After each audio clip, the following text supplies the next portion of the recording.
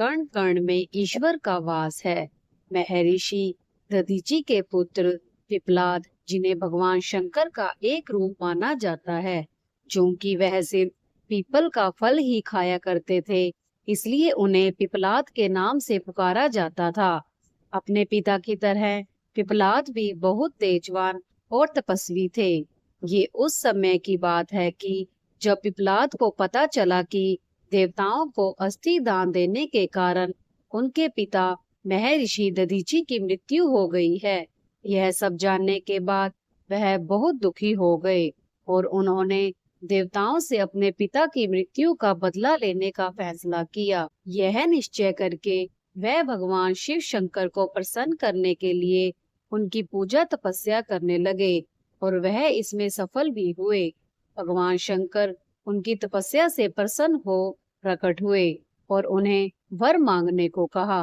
तब पिप्पलाद ने भगवान शंकर से कहा कि भगवान, मुझे ऐसी शक्ति प्रदान करें जिससे मैं देवताओं से अपने पिता की मृत्यु का बदला ले सकूं। भोलेनाथ पिप्पलाद को तथास्तु कहकर अंतर्ध्यान हो गए। उनके अंतर्ध्यान होने के तुरंत बाद वहां एक काली कलूटी लाल लाल आंखों वाली राक्षसी प्रकट हुई। उसने पिप्पलाद से पूछा, स्वामी आज्ञा दीजिए, मुझे क्या करना है? पिप्पलाद ने गुस्से में कहा, सभी देवताओं को मार डालो। आदेश मिलते ही राक्षसी पिप्पलाद की तरफ झपट पड़ी। पिप्पलाद चंभित हो चीख पड़े, यह क्या कर रही हो? इस पर राक्षसी ने कहा, स्वामी अभी अभी आपने ही तो मुझे आदेश दिया है कि सभी देवताओं को मार डालो। मुझे तो सृष्टि के हर कण में किसी न किसी का वास नजर आता है। सच तो यह है कि आपके शरीर के हर अंग में भी कई देवता दिख रहे हैं मुझे, इसलिए मैंने सोचा कि क्यों न शुरुआत आपसे ही करूं। पिप्पलाद भयभीत हो उठे।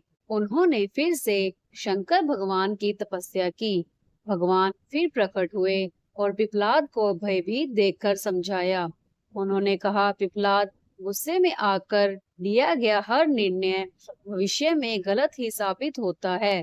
पिता की मौत का बदला लेने की धुन में तुम यह भी भूल गए कि दुनिया के कण कण में भगवान का वास है। तुम उस दानी के पुत्र हो जिसके आगे देवता भी भीख मांगने को मजबूर हो गए थे। इतने बड़े दानी के पुत्र होकर भी तुम भिक्षुकों पर क्रोध करते हो। यह सुनते ही पिप्पलाद का क्रोध शांत हो गया और उन्होंने भगवान से क्षमा मांगी। इस तरह एक बार फिर देवत्व की रक्षा हुई।